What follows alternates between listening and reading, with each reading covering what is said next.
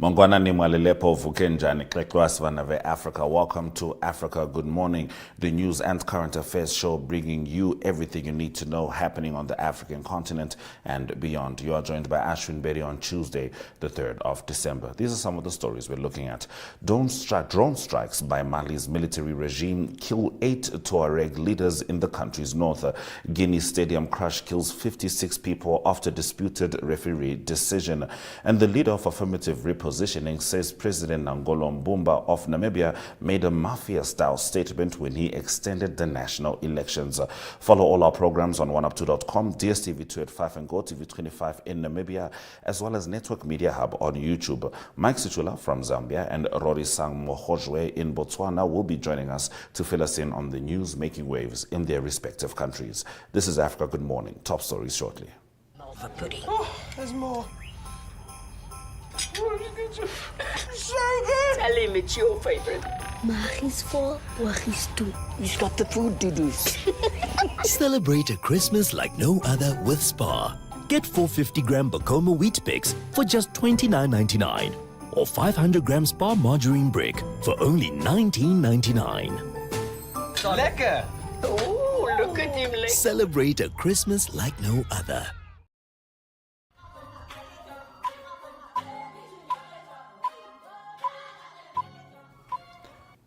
Drone strikes by Mali's military regime killed 8 Tuareg rebel leaders in the town of Tinzaouatine in the north of the country, a rebel spokesman said on Sunday. It was the first time since the start of the rebellion in 2012 that so many Tuareg leaders had been killed in a single attack. Several synchronized drone strikes martyred some Azawad leaders on December 1, 2024 in Tinzaouatine near the Algerian border, spokesman Mohamed El Maloud Ramadane said in a statement. Azawad is a term used by the separatists for northern Mali. The statement from the separatists lists names of 8 Tuareg chiefs, the best known of whom is Fahad Ag al-Mahmoud, Secretary General of the Gashia, a Tuareg armed group. Later Sunday evening, the General Staff of the Malian Armed Forces confirmed the deaths of the rebel leaders, whom it described as terrorists in a special operation. The military statement was broadcast on the Malian National Television channel. This is a major loss to northern Malian groups since among the victims there are key leaders who have been influential in their communities, said Rida Leamouri, senior fellow at the Policy Center for the New South, a Moroccan think tank.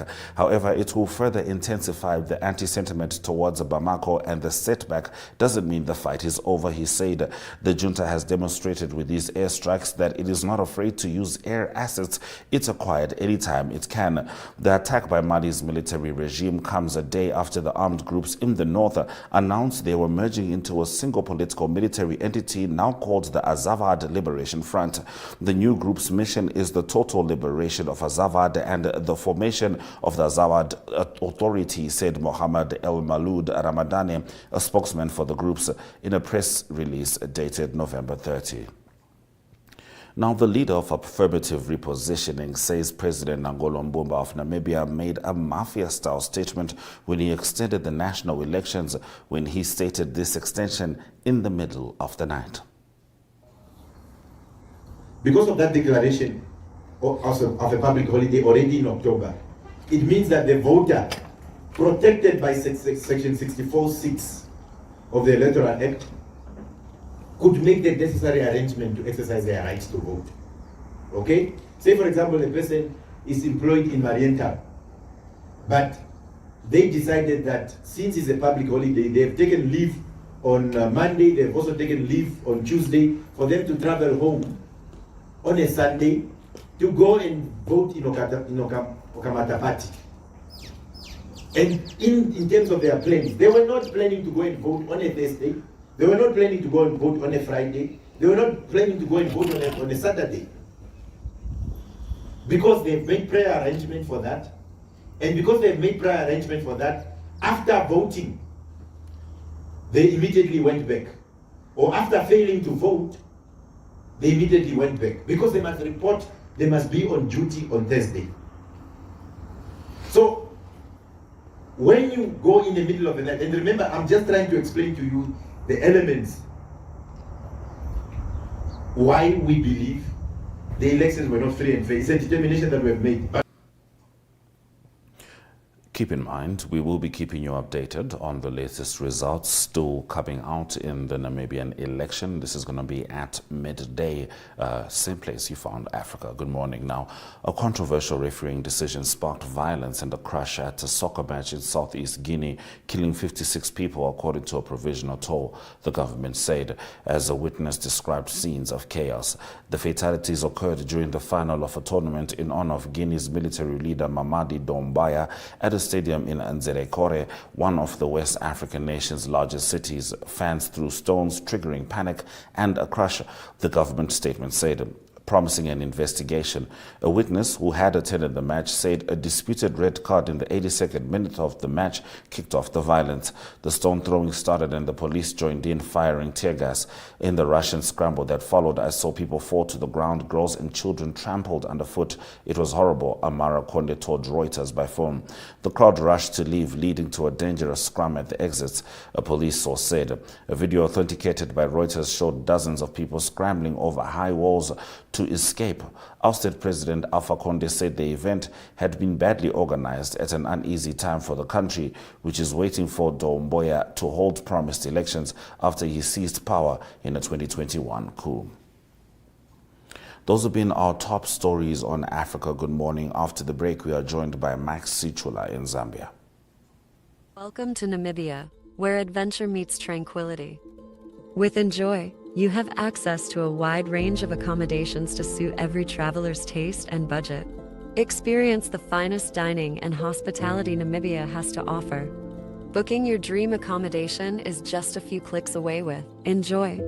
Join thousands of happy travelers who have trusted Enjoy for their Namibian getaway. Your gateway to unforgettable Namibian adventures.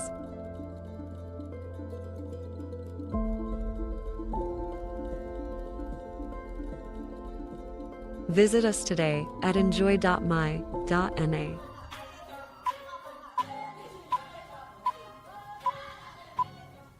It's time to talk to Max Sichula in Zambia. Mike Uribwanji. Nere bueno Molibwanji, Africa, good morning to our dear viewers. Africa, good morning indeed, Mike. Now, for the first time in history, the matter involving the eligibility case of former President Edgar Lungu will be streamed live on Facebook. Tell us more. Yes, this is the fifth time that the eligibility case of Mr. Lungu to contest the presidential election is being challenged.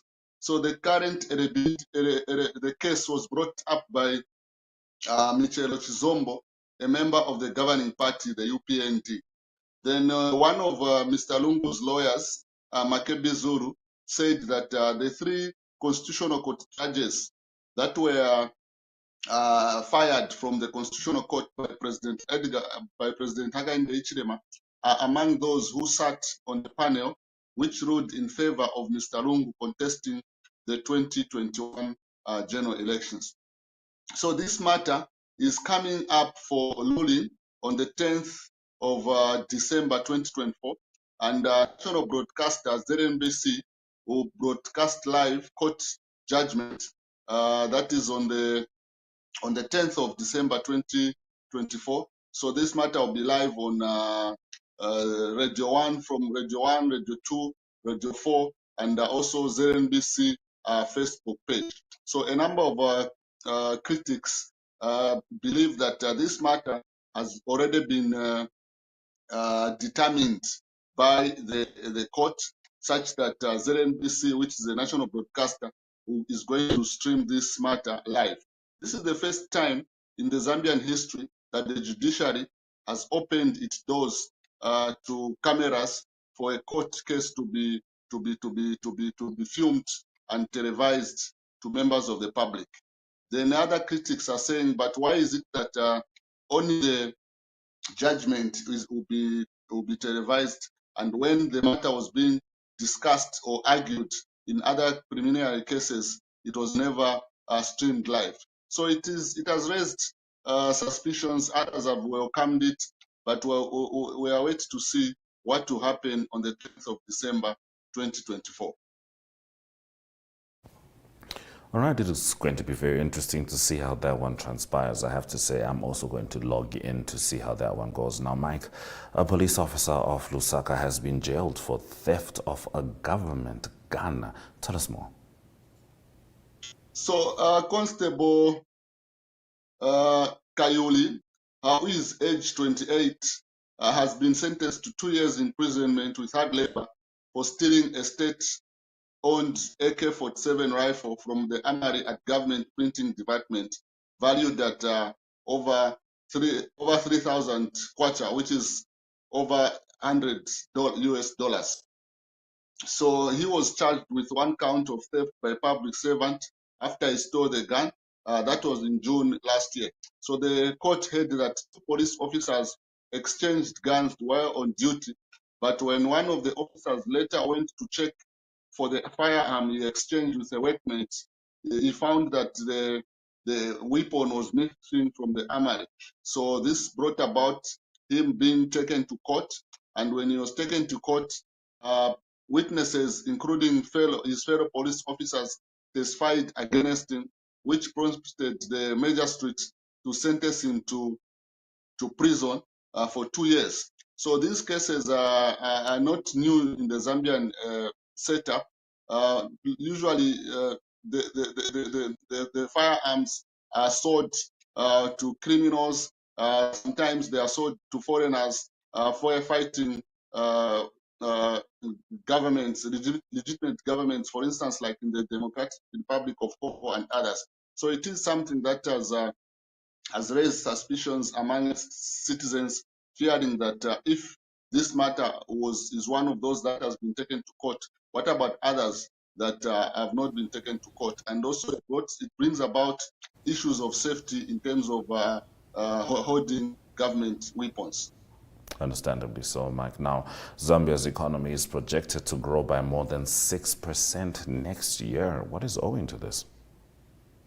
Yeah, this is according to Finance and National Planning Minister Tumbeko Msokotwane, who is hopeful that the projection will be sustained unless the country does not experience another drought. Dr. Msokotwane says the country's economy growth in 2024 was downgraded to 1.1% as a result of the drought and posed negative impact on agriculture productions. So he hopes that the drought further impacted electricity generation and affecting the manufacturing and other sectors of the economy. So Dr. Msokotwane is hopeful that come 2025, issues of electricity will be sorted out and there will be favorable rain so that members of the public who are interested in farming can farm. And when the water levels in the Kariba Dam reach good levels, then power generation will be improved. So he hopes that these two factors are likely to play a key role for Zambia's economy to grow as he has set the projections. All right, Mike, in the last of your stories, the Zambian government has launched free Wi-Fi services at one of Zambia's biggest bus stations. Is this where I think it is? Yeah, this has been launched at Lusaka Intercity Bus Terminus, which is one of the biggest bus terminals in the country. And also, the free Wi-Fi has been launched at Kapirimposhi bus station and Kitwe's Sopone market.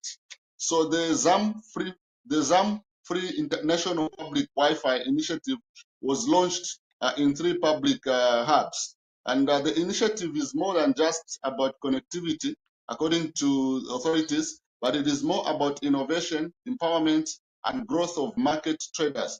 So in the capital city, the service was launched by Minister of Technology and Science at the Intercity Bus Terminals in Lusaka, Mr. Felix Mutati. They also said that the vision to launch free Wi-Fi, actually the vision to launch free Wi-Fi was started by former Lusaka Mayor Miles Sampa during the Patriotic Front administration, but it was never actualized. So now the new administration has taken it up to actualize the idea, and members of the public have welcomed provision of free Wi-Fi, hoping that it will be extended to other public facilities such as shopping malls and other government-owned buildings to enable people have access to free Wi-Fi to do whatever businesses that they intend to do in the usage internet.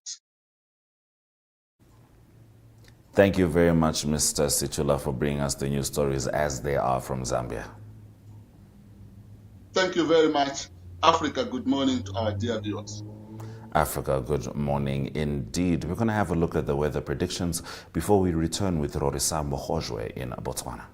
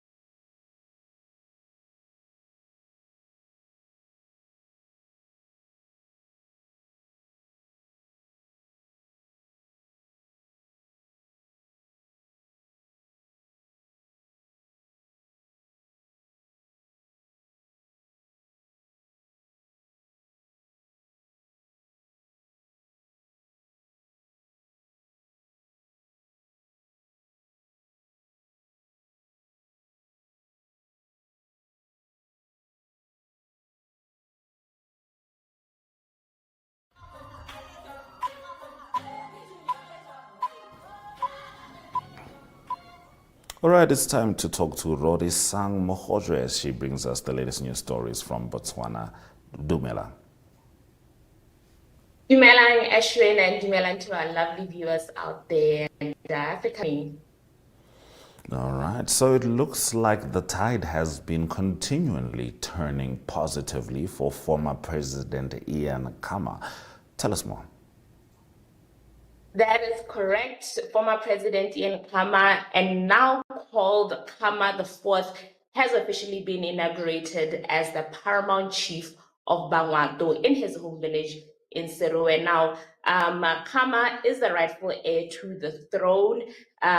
His father, the founding president of Botswana, Sesaratsa Khama, the late Sesaratsa Khama, was also heir to this very throne that was from a royal family. But he then chose to pursue politics to form the Botswana Democratic Party, which has been ruling for 58 years.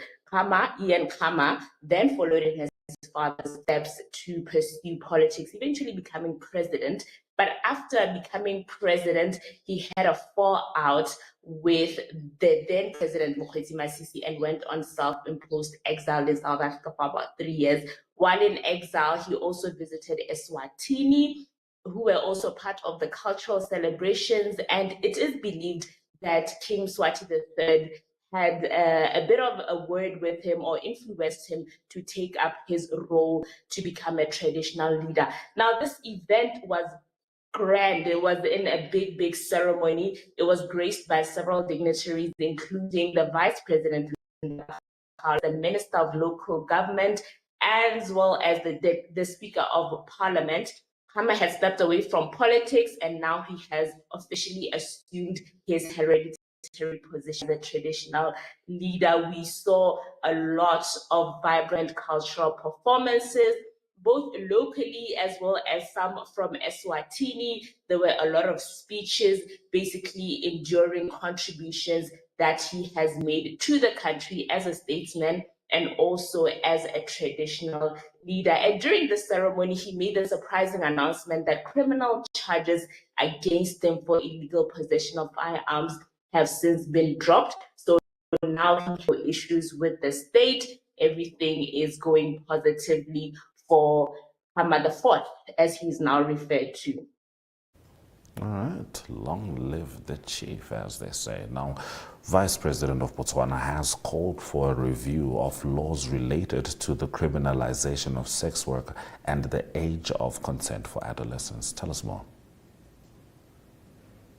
Yes, that is correct. The vice president is saying that there is a need to safeguard citizens' rights as well as reduce vulnerabilities to HIV infection. He believes that a comprehensive legal framework would be able to support citizens' rights, as well as, basically support efforts to fight HIV infections, especially amongst young people, because statistics have indicated that young people 15 to 24 years old are the most vulnerable to HIV infections. In fact, they make up majority of the new HIV infections that have been recorded in the country. He was saying all of this during World AIDS Day commemoration, which was held on the 1st of December.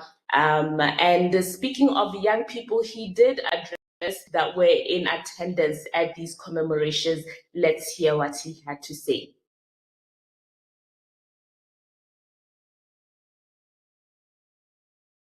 All of you, okay? I want you to make sure that no one in this country stops you from dreaming. I want you to dream as high as possible, okay? And I'll quickly say, it's not enough to dream, okay? I want you to learn as much as you can from the people who have been there, from everybody around the world. I want you to grow up with good character, okay? All the good things that I always talk about: patience, punctuality, discipline, diligence, hard work, that's right, perseverance, considerateness to others, generosity of heart. I want you to grow with those things. If you have them, you are the ones who are going to change this country. I want you to depend on each other. Let no one try to do anything on their own. You must work with others. You are one family, okay? Wow, I know this one. I know she's a pastor. Well, good to see you. Yeah.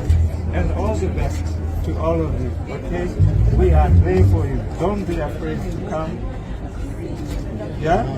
And pulling me back. All right. That was Vice President Ndaba Kawalak addressing young people who were in attendance at the World AIDS Day commemorations. And he did warn that failure to act on some of these barriers that are in place would continue to undermine Botswana's progress in combating the HIV epidemic. And he wants a comprehensive legal review in order to support citizens' rights, especially young people. And he does believe that young people are the future of the country. A truly essential message indeed. Thank you very much for bringing us the essential news from Botswana, Rorisang. Thank you very much for me, Africa. A very good morning. It's always good to have you on the show. We're going to take a quick break and return with your highlights. Only free range. What's right for our laying hens is right for you. Only local, never imported. Only date-stamped eggshells so you know it's still fresh. The only eggs to choose.